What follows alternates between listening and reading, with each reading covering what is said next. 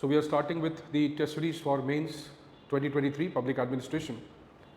So very briefly, I'll tell you about the Mains program for Public Administration. The test series includes 6 tests and 4 mock tests, and the tests are so designed that it will cover more or less the entire gamut of the Public Administration optional.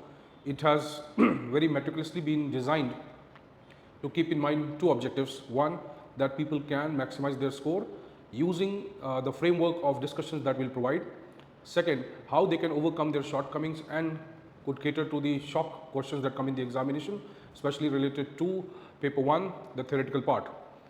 The evaluation process is highly meticulous and includes several parameters on which we evaluate the way you have written your answers. We try to inculcate the habit of effective answer writing and at the same time including the brownie points or the so-called value addition within the overall given time frame as well as the space.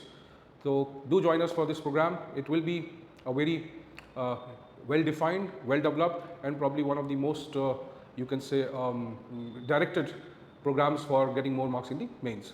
Thank you so much.